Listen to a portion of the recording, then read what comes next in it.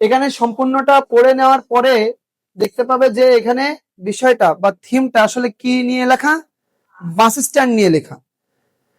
Bus stand, rail station, launch ঘাট, এরকম কিছু কিছু প্লেস আছে যে প্লেসের ব্যাপারগুলো সম্পর্কে এরকম একটা থিম আসলে দিতে পারে।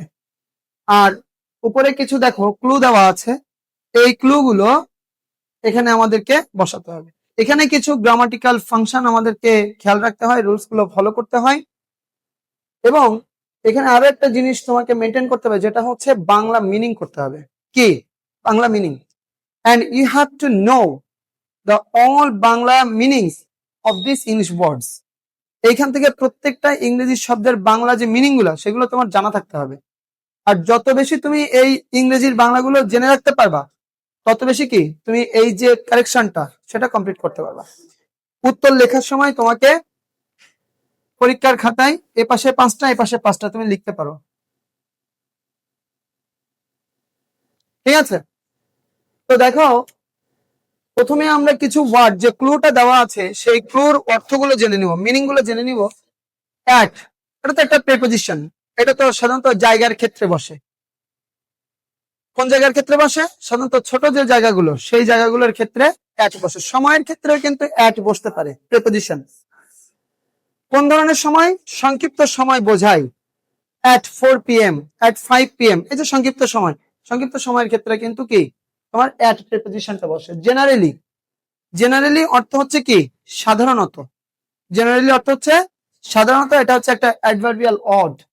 ইট হচ্ছে একটা প্রোনাউন, ইট মানে হচ্ছে কি ইহা, দিয়ে একটা আর্টিকেল, অফ হচ্ছে কি একটা প্রিপজিশন, হু মানে হচ্ছে এখানে যারা অর্থে ব্যবহার হয়েছে, হু মানে হচ্ছে কি যারা। ইম্পর্ট্যান্ট মানে হচ্ছে কি গুরুত্বপূর্ণ, একটা অ্যাডজেক্টিভ ওয়ার্ড। এন্ড একটা আর্টিকেল, প্যাসেঞ্জার্স মানে হচ্ছে কি যাত্রী, passengers. And last one however মানে হচ্ছে কি যাই হোক।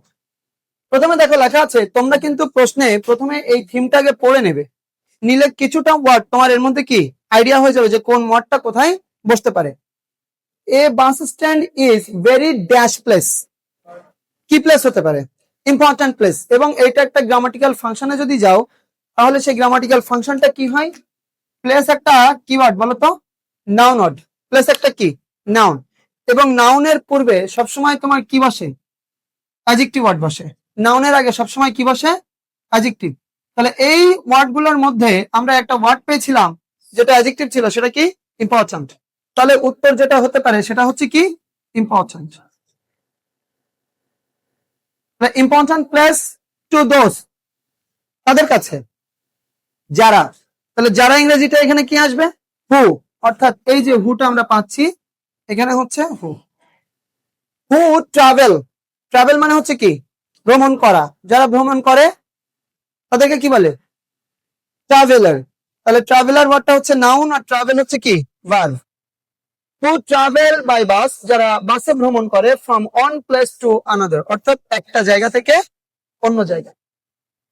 Dash is a busy and crowded place, এইটা তার মানে এইটা বলতে ওইখানে একটা ইট প্রোনাউন বসবে, যে ইটটা রেফার করবে ওই বাস স্ট্যান্ডকে, তাই না? এই জন্য ইট ওখানে একটা কি প্রোনাউন হিসেবে বসছে। তাহলে ইট, এরপরে আমরা ইট, এবং এখানে একটা জিনিস খেয়াল করো, যেহেতু এখানে ফুল স্টপ আছে, তো ফুল স্টপের পরে নতুন একটা কি সেন্টেন্স শুরু হচ্ছে, এই কারণে আমরা এইখানে উত্তর লেখার সময় ইটের আইটা ক্যাপিটাল লেটারে লিখলাম, ঠিক আছে?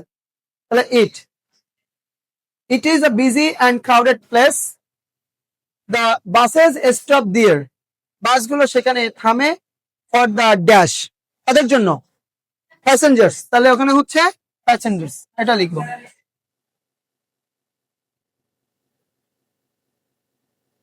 প্যাসেঞ্জার্স যাত্রীদের জন্য থামে, to get down and to get on dash bus, the bus, অর্থাৎ এই বাসটা তখন নির্দিষ্ট হয়ে যাচ্ছে, এই জন্য আর্টিকেল কি বসছে? দা বাস।